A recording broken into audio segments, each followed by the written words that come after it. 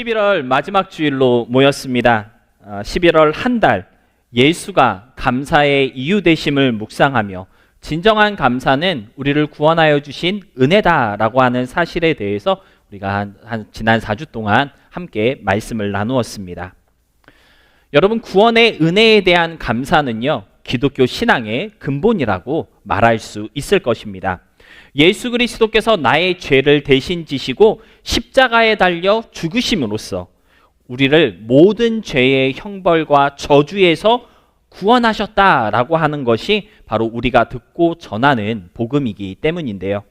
이 은혜에 감사하며 그 은혜를 잊지 않을 때 우리의 믿음이 신실한 믿음으로 더 성장하게 된다라고 하는 사실을 여러분들 기억하셨으면 좋겠습니다.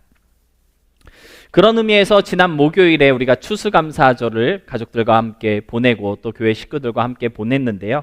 그렇게 함께 모여 여러 가지 풍성한 감사의 마음을 나누었을 때, 그렇다면 이제 우리는 그 감사의 마음을 가지고 어떠한 삶을 살아야 하는지에 대해서 오늘 여러분과 함께 본문의 말씀을 가지고 묵상해 보려고 하는데요. 특별히 구원의 은혜를 누리며 그 은혜에 감사하고 있다면 그 이후의 삶은 어떠해야 하는 것인지에 대해서 생각해 보려고 합니다. 저와 여러분의 감사가 그저 입만 뻥끗거리는 감사가 아닌 마음을 다하여 진실되게 고백하는 그러한 감사가 될 수 있도록 우리는 모습으로 살아가야 하는 것인지 오늘 본문의 말씀을 중심으로 함께 묵상해 보고자 할 때 함께 나눌 이 말씀을 통해 진실되고 신실한 감사의 고백이 충만해지는 저와 여러분의 삶이 될 수 있기를 바랍니다. 첫 번째로 오늘 본문은요, 죄에 대하여 죽는 우리가 되어야 한다고 말씀하여 주고 있습니다. 여러분, 오늘 우리가 본문으로 함께 읽은 로마서 6장의 말씀은요, 복음이 무엇인가에 대해서 아주 간략하게 우리에게 소개하여 주고 있습니다. 특별히 8절로 11절은요, 정말 복음의 요약이다라고 얘기할 수도 있을 것 같은데요. 우리 8절로 11절까지의 말씀, 우리 다시 한번 함께 다 같이 읽어보도록 하겠습니다. 시작!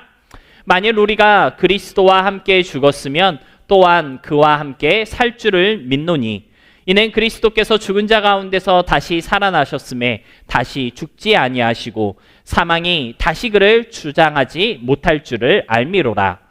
그가 죽으심은 죄에 대하여 단번에 죽으심이요 그가 살아계심은 하나님께 대하여 살아계심이니 이와 같이 너희도 너희 자신을 죄에 대하여는 죽은 자요 그리스도 예수 안에서 하나님께 대하여는 살아있는 자로 여길지어다. 여러분, 8절로 11절의 말씀을 쭉 보면요, 오늘 본문은 크게 세 가지를 강조하고 있음을 우리는 발견할 수 있습니다. 첫 번째는 그리스도께서 죄에 대하여 죽으셨고 하나님께 대하여 다시 살아나셨다라고 하는 부분을 성경은 강조하고 있고요. 두 번째 강조하고 있는 것은 무엇입니까? 우리가 그리스도와 함께 죽었다면 우리 또한 죄에 대하여 죽은 것이고 다시 하나님께 대하여 살아날 것을 믿어야 한다는 사실을 오늘 본문은 가지고 있습니다. 그래서 마지막 세 번째에서는요, 그러니까 예수 안에서 하나님께 대하여 살아있는 자처럼 살아가야 한다라고 하는 사실을 오늘 로마서 6장은 말씀하고 있는 것을 보게 되는데요. 바로 이 세 가지가 오늘 본문이 강조하고 있는 복음의 핵심이라고 우리는 말할 수 있을 것입니다. 이를 통해 우리가 깨달을 수 있는 것은 무엇입니까? 이제부터 나는 죄에 대하여는 죽고 하나님께 대하여는 살아있는 자처럼 살아야 한다라고 하는 사실을 우리는 깨달을 수 있게 된다라고 하는 것이죠. 여러분, 11월 내내 강조하며 우리가 함께 나누었던 말씀의 핵심은 대신 지시고 그 죄의 형벌을 대신 받으셨다라고 하는 사실입니다. 그리고 그를 통해 우리를 모든 죄의 비참함과 저주에서 건지셨다라고 하는 사실을 우리가 함께 나누었는데요. 여러분, 이것을 믿고 따르는 우리라고 한다면 그것을 진실되게 받아들이고 그 은혜에 감사했다면 이제는 죄에 대하여는 죽을 수 있어야 한다라고 하는 것이 바로 오늘 성경이 우리에게 가르쳐주고 있는 복음의 내용이다라고 하는 것입니다. 사랑하는 성도 여러분, 교회에 다닌 연수가 각자 다를 수 있겠지만 예수님을 믿는다고 고백했던 그 순간부터 지금까지 여러분은 과연 죄에 대하여 죽으시면서 살아오셨습니까? 예수님을 믿는다고 고백하고 있지만 혹시 여전히 죄에 대하여 죽지 못한 모습이 우리 가운데 있지는 않은지 생각해 볼 수 있기를 바랍니다. 여러분, 죄에 대하여 죽는 것 또는 죄에 대하여 죽어야 하는 삶에 대해서 어쩌면 우리는 참 수도 없이 많이 듣고 또 배우면서 살아왔는지도 모르겠습니다. 그런데 정확하게 그것이 무엇을 말하는 것인지 진지하게 생각해 본 적은 별로 없는 것 같은데요. 여러분은 죄에 대하여 죽는 것이 무엇을 말하는 것이라고 생각해 오셨습니까? 죄에 대하여 죽는 삶, 여러분은 어떻게 이해하고 있으셨나요? 죄에 대하여 죽는 것이 너무나도 중요함에도 불구하고 죄에 대하여 죽는 것이 믿는 사람의 모습임에도 불구하고 우리는 한 번도 죄에 대하여 죽는 것이 무엇인지에 대해서 곰곰이 생각해 본 적은 없는 것 같습니다. 하지만 오늘 본문은 우리에게 죄에 대하여 죽어야 한다라고 강조하고 있는 것을 보게 되는데요. 그렇다면 죄에 대하여 죽는 것이란 과연 무엇을 말하는 것일까요? 죄에 대하여 죽는 것이 무엇인지 잘 이해하기 위해서는 먼저 이 죽는다, 죽음이라고 하는 것이 무엇인지 그 개념부터 다시 한번 살펴봐야 할 필요가 있을 것 같습니다. 죽음은 무엇을 말하는 것일까요? 죽음이란 무엇을 가리키는 것일까요? 많은 경우 우리는 죽음을 소멸하는 것으로 이해할 때가 많이 있습니다. 사라져 없어지는 것, 그러한 개념으로 죽음을 이해하고 있다라고 하는 것이죠. 하지만 성경적인 관점에서의 죽음은요, 사라져 없어지는 것이 아니라 오히려 분리되는 것이라는 개념으로 이해될 때가 많이 있습니다. 여러분, 때가 되면 누구나 겪게 되는 육체적 죽음, 이것은 우리의 존재가 사라진다, 없어진다, 그것을 말하는 것이 아니고요, 우리의 영혼과 육신이 분리되는 것을 의미한다, 그러한 개념으로 우리는 이해할 수 있다라고 하는 것입니다. 전도서 3장 19절로 21절에는요 이러한 말씀이 기록되어 있습니다. 우리 같이 함께 읽어보도록 하겠습니다. 인생이 당하는 일을 짐승도 당하나니 그들이 당하는 일이 일반이라. 다 동일한 호흡이 있어서 짐승이 죽음같이 사람도 죽으니 사람이 짐승보다 뛰어남이 없음은 모든 것이 헛됨이로다. 다 흙으로 말미암았으므로 다 흙으로 돌아가나니 다 한 곳으로 가거니와 인생들의 혼은 위로 올라가고 짐승의 혼은 아래 곧 땅으로 내려가는 줄을 누가.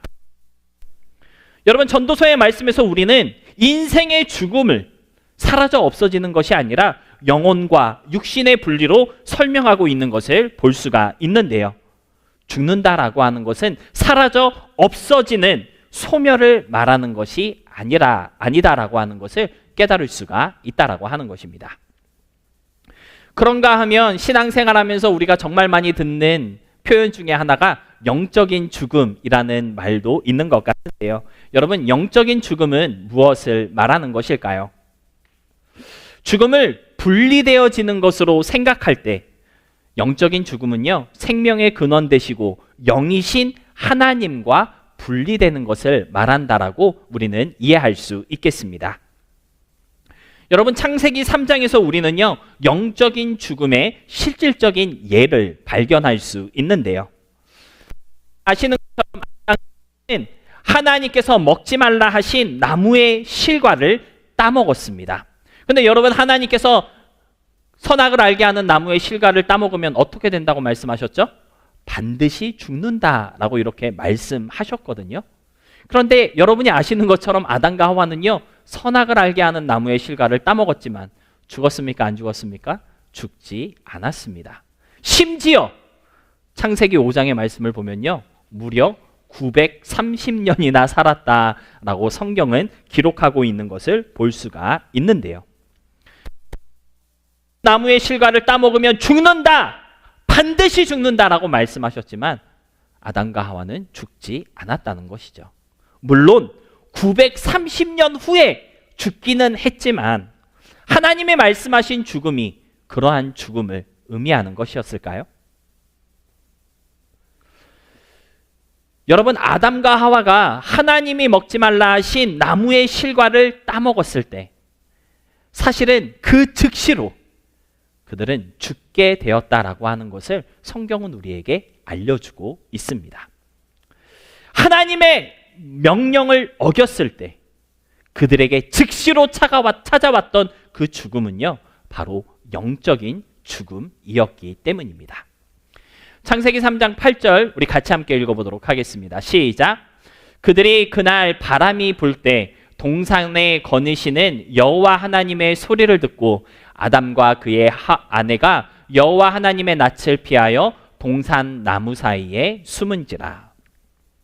먹지 말라 하신 나무의 실과를 따먹은 아담과 하와에게 일어난 가장 큰 변화가 하나 있었는데요. 그것이 무엇이었냐면 바로 하나님의 얼굴을 피하여 숨은 것이었습니다. 그 전까지 그들은요, 하나님을 피하여 숨은 적이 한 번도 없었습니다.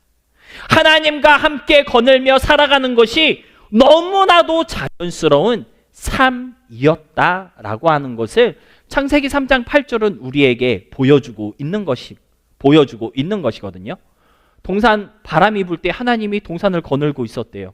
아무렇지 않았던 거예요. 그게 어색하지 않았던 것이죠. 왜요? 그게 일상이었기 때문입니다. 그런데 먹지 말라 하신 나무의 실과를 따먹고 아담과 하와는 더 이상 하나님과 함께 거닐 수가 없었던 것이죠.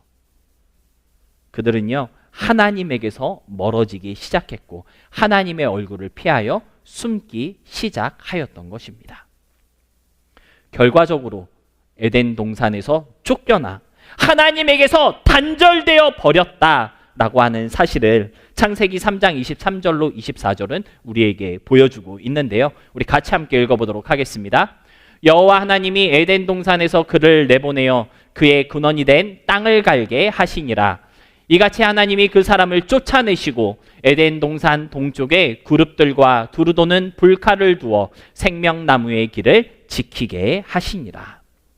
선악을 알게 하는 나무의 실과를 따먹었을 때 아담과 하와는 즉시 죽지 않았습니다. 그러나 영적으로 하나님과 단절되며 하나님에게서 멀어지는 영적인 죽음을 즉각적으로 경험하게 되었다라고 하는 사실을 성경은 우리에게 말해주고 있는, 이와 같이 성경에서 말씀하고 있는 죽음은요, 사라져 소멸되는 개념이 아니라 분리되는 것을 우리는 성경을 통해서 볼 수가 있겠습니다. 죄에 대하여 죽는다라고 하는 것은 무엇을 말하는 걸까요?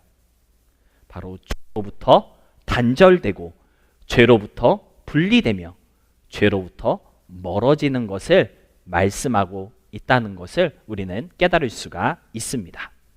죄를 없애고 소멸하는 것이 아니고요, 죄로부터 멀어지는 것, 죄와 더 이상 가까워지지 않는 것, 그것이 바로 성경에서 말씀하고 있는 죄에 대하여 죽는다라는 말의 의미라고 하는 것입니다. 그렇다면 사랑하는 성도 여러분, 구원의 은혜를 알고 깨달은 사람, 그 은혜를 누리며 진실된 마음으로 감사하는 사람은 어떠한 삶을 살아갈 수 있어야 하는 걸까요?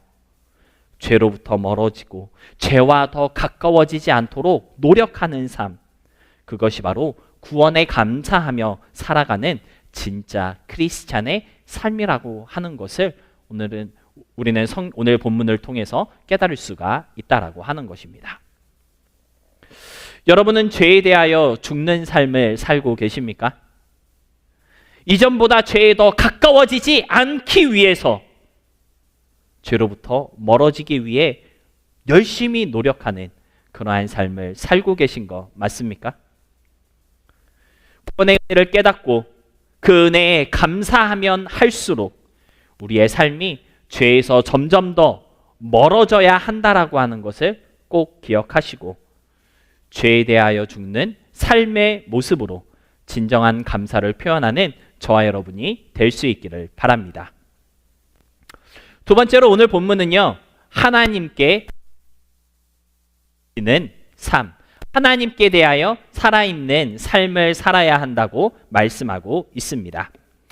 여러분, 죽음이라고 하는 것이 분리의 개념으로 이해될 수 있다고 한다면 반대로 산 개념으로 이해될 수 있을까요?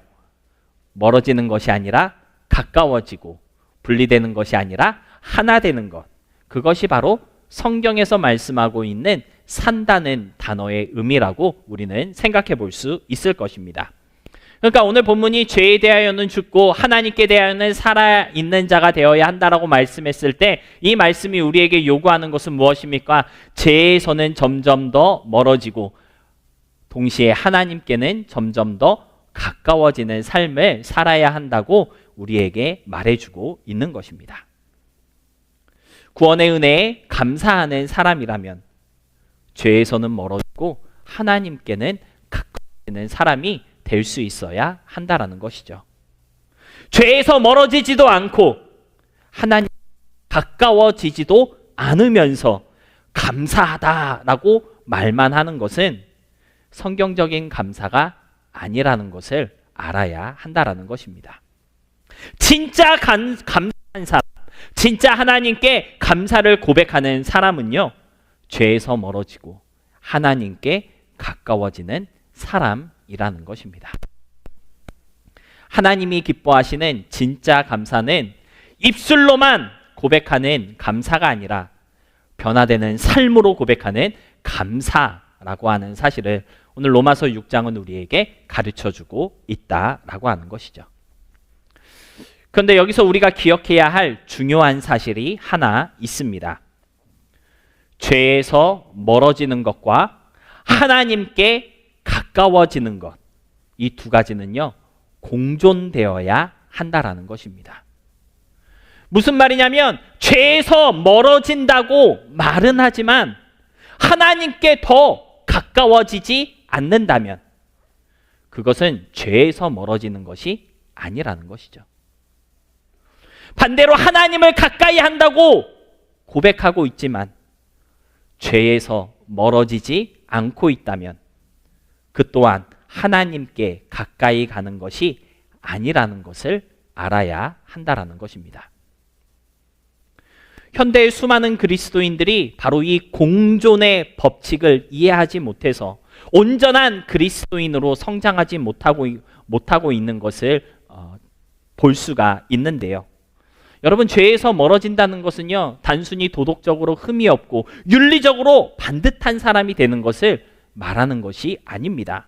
여러분, 그런 사람은요, 굳이 구원의 은혜에 감사하지 않아도, 굳이 하나님의 은혜를 알지 못해도 그렇게 살아갈 수 있는 사람 너무나도 많이 있지 않습니까?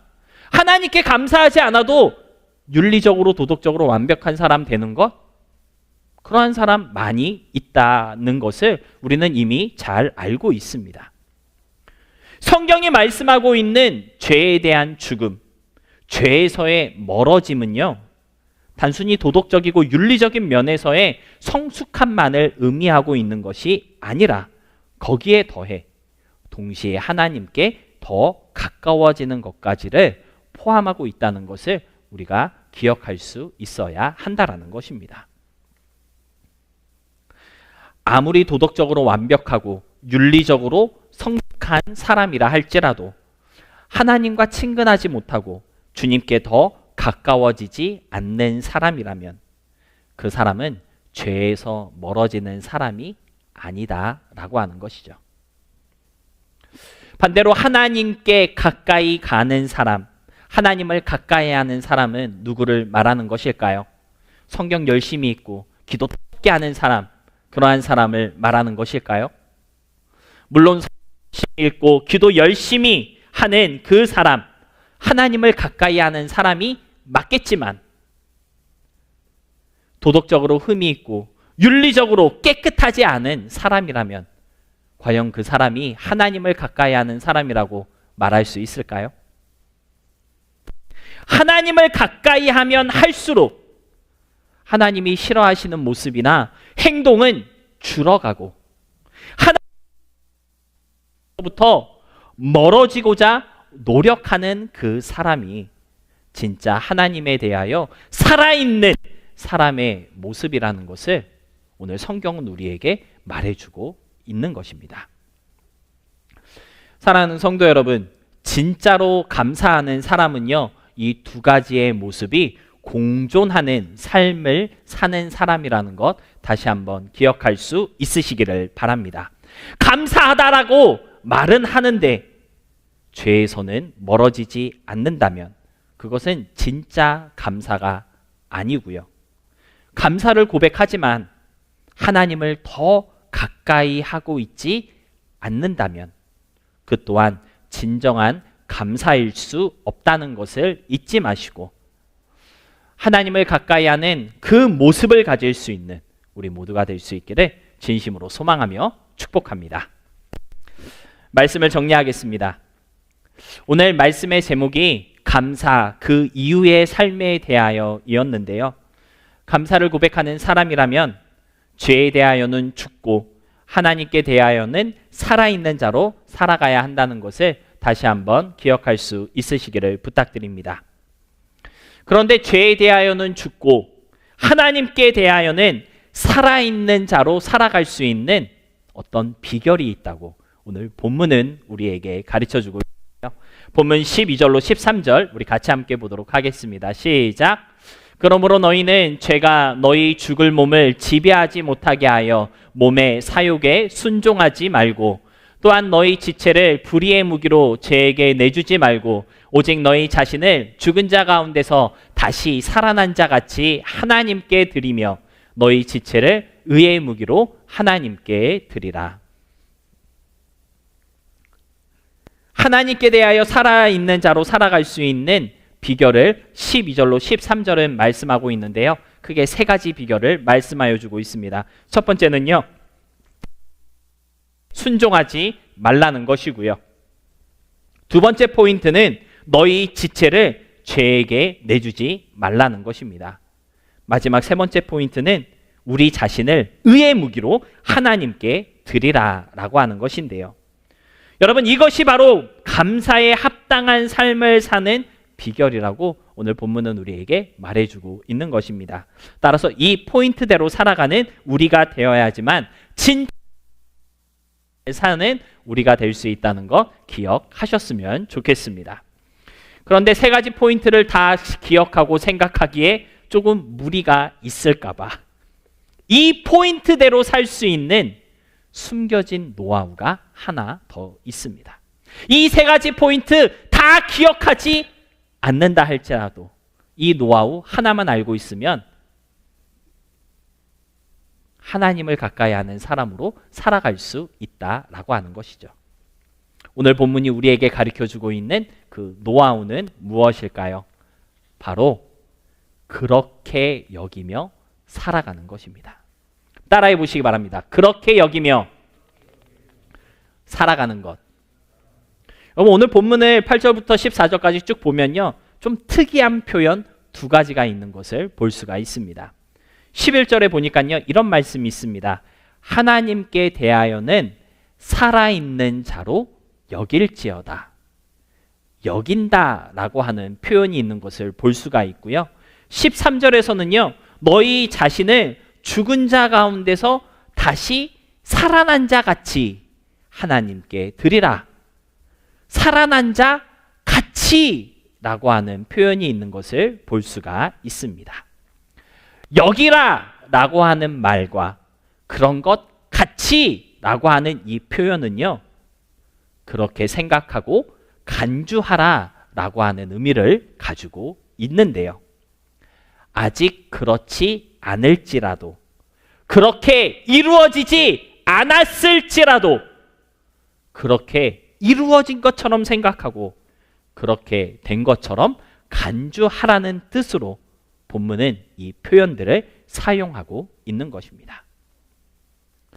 무슨 말이냐면요, 우리가 하나님께 감사하는 삶을 살아가기 원한다면, 하나님께 날마다 더 가까이 나아가는 삶을 살아가기 원한다면 자신을 하나님께 대하여 살아있는 사람처럼 여기며 살아갈 수 있어야 한다라는 것입니다.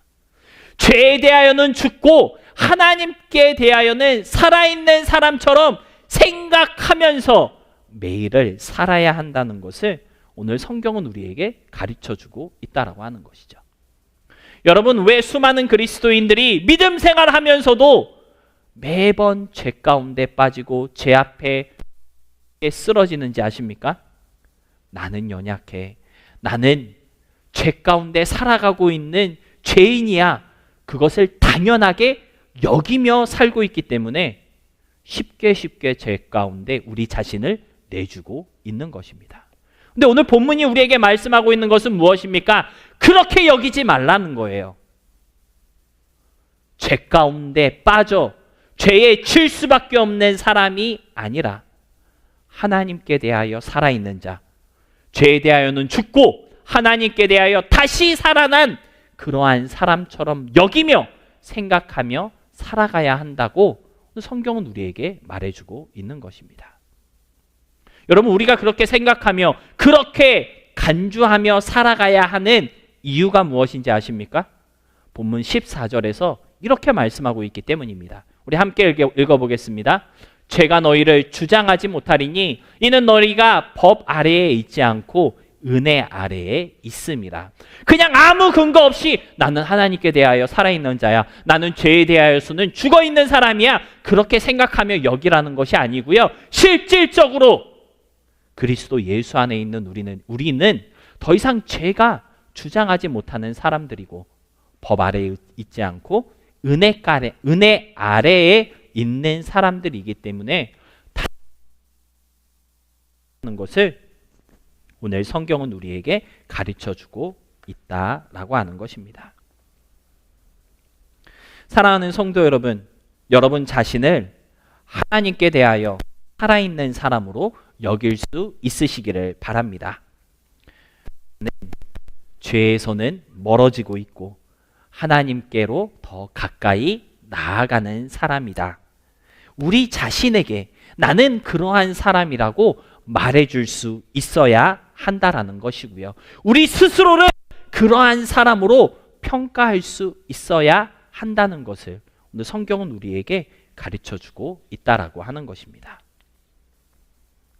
아직 그렇지 않을 수도 있고 그렇게 이루어지지 않았을 수도 있지만 아직 멀어지지 못한 죄가 분명 있을 수 있고 완전히 자유하지 못한 죄의 습관이 있을 수도 있지만 그렇게 이루어진 것처럼 생각하고 그렇게 된 것으로 간주하며 하나님을 바라보며 주님께로 살아있는 삶, 하나님께로 가까워지는 그러한 삶을 살아가고 있는 나라고 우리 스스로에게 되새기며 살아갈 수 있는 우리가 되어야 한다라고 하는 사실을 여러분들 꼭 좀 기억하시고, 그러므로 말미암아 감사를 고백하고 난 그 이후의 삶이 더 감사하고 더 은혜롭고 더 신실할 수 있는 우리 모두가 될 수 있기를 바랍니다. 그러한 진정한 감사의 모습이 계속해서 저와 여러분의 삶을 통해 고백되고 또 많은 사람들에게 증거될 수 있는 정말 감사한 그리고 감사했던 우리의 11월 한 달이었고 또 남은 2025년 한 해가 될 수 있기를 주님의 이름으로 소망하며 축복합니다.